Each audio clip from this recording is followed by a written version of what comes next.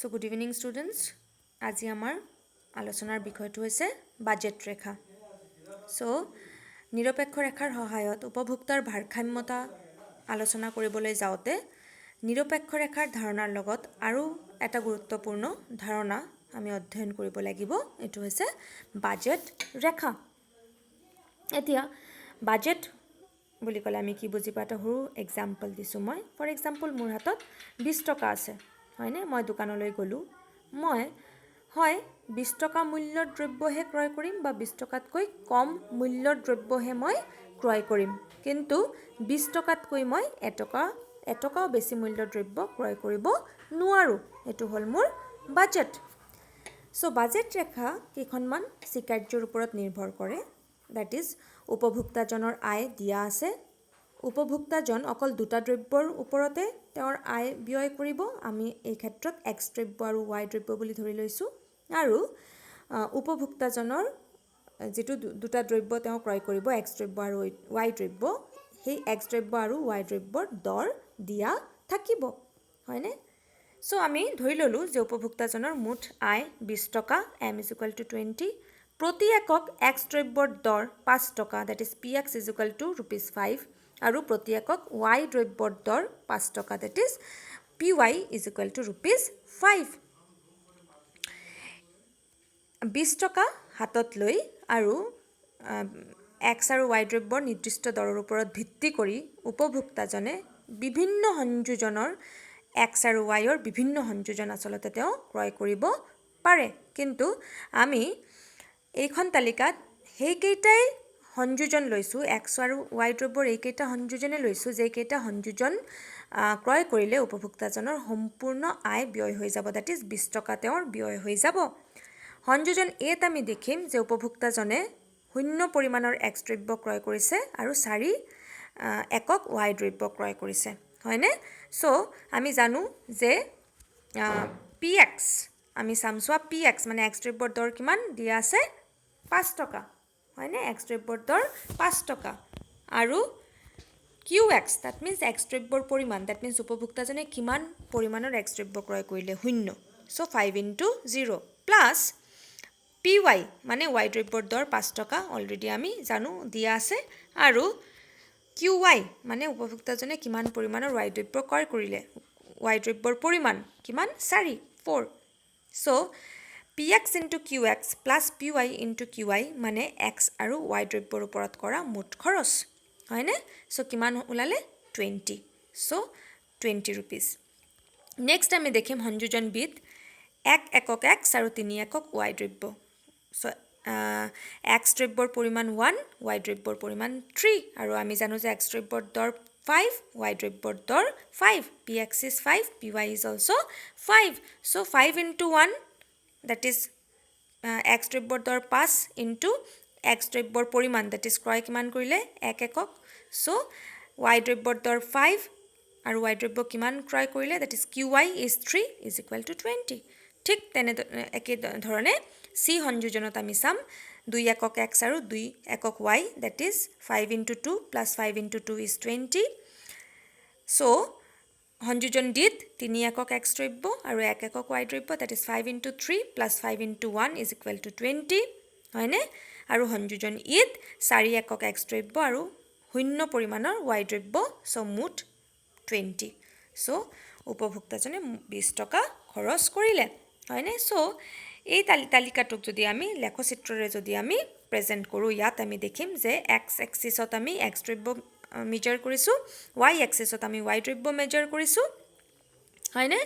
আৰু আমি কি কৰিম? আমি A B C D E আমি এই 5টা সংযোজন আমি প্লট কৰিছোঁ, য'ত এৰ সংযোজনত আছিলে 0 পৰিমাণৰ এক্স আৰু 4 একক ৱাই, বি সংযোজনত আছিলে 1 একক এক্স আৰু 3 একক ৱাই, চি সংযোজনত আছিলে 2 একক এক্স আৰু 2 একক ৱাই, ডি সংযোজনত আছিলে 3 একক এক্স আৰু 1 একক ৱাই, আৰু ই সংযোজনত আছিলে 4 একক এক্স আৰু 0 একক ৱাই। চ' এইকেইটা সংযোজনক যেতিয়া আমি লগাই দিলোঁ, আমি এটা ষ্ট্ৰেইট লাইন পালোঁ, যাক আমি কি বুলি ক'ব পাৰোঁ, বাজেট ৰেখা বুলি ক'ব পাৰোঁ আমি বাজেট ৰেখাডাল পালোঁ যেতিয়া আমি ABCDE এই 5টা সংযোজনক লগাই দিলোঁ, হয়নে? চ' বাজেট ৰেখাডালক আমি কেনেকৈ ডিফাইন কৰিব পাৰোঁ যে বাজেট ৰেখাৰ অৰ্থ হৈছে উপভোক্তাজনৰ নিৰ্দিষ্ট আয় আৰু নিৰ্দিষ্ট বজাৰ দৰত উপভোক্তাজনে ক্ৰয় কৰিব পৰা দুটা দ্ৰব্যৰ বিভিন্ন সংযোজনক প্ৰতিনিধিত্ব কৰা এডাল ৰেখাই হ'ল বাজেট ৰেখা, হয়নে? চ' নিৰ্দিষ্ট আয় আৰু নিৰ্দিষ্ট বজাৰ দৰত উপভোক্তাজনে ক্ৰয় কৰিব পৰা দুটা দ্ৰব্যৰ বিভিন্ন সংযোজনক প্ৰতিনিধিত্ব কৰা ৰেখাডালেই হৈছে বাজেট ৰেখা। ইয়াত এটা গুৰুত্বপূৰ্ণ কথা আহিলে, ইয়াত চোৱা বাজেট ৰেখাৰ সমীকৰণ, হয়নে? বাজেট ৰেখাৰ সমীকৰণটো কি? PX into QX, that means X দ্ৰব্যৰ ওপৰত কৰা খৰচ plus PY into QY, that is Y দ্ৰব্যৰ ওপৰত কৰা মুঠ খৰচ ইজ ইকুৱেল টু M, হয়নে? ইয়াত আমি দেখিম যে PX মানে এক্স দ্ৰব্যৰ দৰ, PY মানে Y দ্ৰব্যৰ দৰ, QX মানে এক্স দ্ৰব্যৰ পৰিমাণ আৰু QY মানে Y দ্ৰব্যৰ পৰিমাণ, হয়নে? আমি অলৰেডি ইয়াত আমি এই ইকুৱেশ্যনটো আমি লিখিছোঁ, চোৱা PX ইনটু QX এইটো বাজেট ৰেখা, হয়নে? এই ষ্ট্ৰেইট লাইনটো বাজেট ৰেখা আৰু বাজেট ৰেখাৰ সমীকৰণটো কি? PX into QX plus PY into QY is equal to M, that means budget ৰেখাত থকা যিকোনো সংযোজন যদি উপভোক্তাজনে ক্ৰয় কৰে তেনেহ'লে তেওঁৰ সম্পূৰ্ণ আয়ৰ সমান হ'ব, হয়নে? সম্পূৰ্ণ আয়ৰ সমান হ'ব, ডেট মিনছ এক্স দ্ৰব্য আৰু Y দ্ৰব্যৰ ওপৰত কৰা খৰচটো কি হ'ব? মুঠ আয়ৰ সমান হ'ব।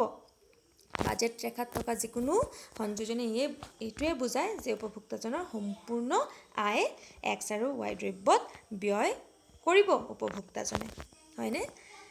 চ' বাজেট ৰেখাডাল নিম্নমুখী, আৰু এটা গুৰুত্বপূৰ্ণ কথা হ'ল যে আমাৰ বাজেট ৰেখাডাল নিম্নমুখী, হয়নে? বাওঁ হাতৰ পৰা সোঁ হাতলৈ নিম্নমুখী। বাজেট ৰেখাডাল নিম্নমুখী হোৱাৰ কাৰণ কি? যে যদি উপভোক্তাজনে এক্স দ্ৰব্যৰ অতিৰিক্ত পৰিমাণ ক্ৰয় কৰিব যায় তেনেহ'লে তেওঁ Y দ্ৰব্যৰ কিছু পৰিমাণ ত্যাগ কৰিব লাগিব, হয়নে? কিয়নো তেওঁৰ আয় নিৰ্দিষ্ট আয় দিয়া আছে আৰু নিৰ্দিষ্ট আয়ত তেওঁ দুটা দ্ৰব্যৰ পৰিমাণ অধিক তেওঁ ক্ৰয় কৰিব নোৱাৰে, হয়নে? এটা দ্ৰব্য অধিক ক্ৰয় কৰিবলৈ যাওঁতে তেওঁ আন দ্ৰব্যটোৰ কিছু পৰিমাণে ত্যাগ কৰিব লাগিব, সেইটো কাৰণে বাজেট ৰেখাডাল নিম্নমুখী। আৰু বাজেট ৰেখাডালৰ ঢাল হ'ব PX by PY, very very important. এইটো বাজেট ৰেখাডালৰ ঢাল কি? PX by PY, that means X দ্ৰব্যৰ দৰ আৰু Y দ্ৰব্যৰ দৰৰ অনুপাতটোৱে হৈছে বাজেট ৰেখাৰ ডালৰ ঢাল। লাষ্ট যিটো টপিক আমি পাম বাজেট সমষ্টি বা বাজেট সংহতি, যাক আমি বাজেট ছেট বুলিও কৈছোঁ, হয়নে?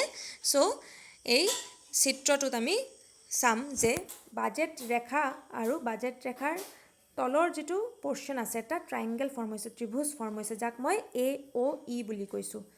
AOE এইটো হ'বগৈ উপভোক্তাজনৰ বাজেট সংহতি বা বাজেট সমষ্টি, হয়নে? ডেট মিনছ বাজেট ৰেখাত থকা যিকোনো সংযোজন বা বাজেট ৰেখাডালৰ ভিতৰত এই যে ত্ৰিভুজটো যে আছে সেই তাৰ ভিতৰৰ যিকোনো সংযোজন উপভোক্তাজনে উপভোগ কৰিব পাৰিব। উপভোক্তাজনৰ উপলব্ধ টোপোলাবিলাক আছে এই ত্ৰিভুজটোৰ ভিতৰত, বাজেট ৰেখাডাল আৰু বাজেট ৰেখাডালৰ ভিতৰত যিটো পৰ্শ্যন, এইটো কি বুলি কৈছে? উপভোক্তাজনৰ বাজেট সমষ্টি বা বাজেট সংহতি হ'ব, হয়নে? উপভোক্তাজনে যদি বাজেট ৰেখাডালত থকা যিকোনো সংযোজন উপভোগ কৰে, ইয়াৰ অৰ্থ হৈছে তেওঁৰ সম্পূৰ্ণ আয় এক্স আৰু Y দ্ৰব্যত ব্যয় কৰিছে, আৰু তেওঁ যদি বাজেট ৰেখাৰ তলত থকা এই ত্ৰিভুজটোৰ ভিতৰৰ যিকোনো এটা সংযোজন যদি তেওঁ উপভোগ কৰিবলৈ যায় বা ক্ৰয় কৰিবলৈ যায়, ইয়াৰ অৰ্থ হৈছে কিছু পৰিমাণৰ পইচা তেওঁৰ হাতত থাকি যাব, ছেভ হ'ব, বুজি পাইছানে? চ' সেইটো কাৰণে আমি কৈছোঁ যে AOE যিটো ত্ৰিভুজ যিটো ফৰ্ম হৈছে ইয়াত, এইটো হৈছেগৈ বাজেট সমষ্টি বা বাজেট সংহতি, ডেট মিনছ উপভোক্তাজনে উপলব্ধ কৰিব পৰা সংযোজন বা টোপোলাবিলাক এক্স ৱাইৰ টোপোলাবিলাক যিটো তেওঁ উপলব্ধ কৰিব পাৰিব, এইটো হৈছে বাজেট সমষ্টি বা বাজেট সংগতি। আমি কেনেকৈ ডিফাইন কৰিম চোৱা, যে উপলব্ধ টোপোলাৰ সমষ্টিক বাজেট সমষ্টি বোলা হয়। অৰ্থাৎ বাজেট সমষ্টি হ'ল সকলোবোৰ টোপোলাৰ সংগ্ৰহ যিবিলাক টোপোলা উপভোক্তাজনে তেওঁৰ উপাৰ্জনৰ সামৰ্থ্য অনুসৰি প্ৰচলিত বজাৰ দৰত ক্ৰয় কৰিব পাৰে, হয়নে?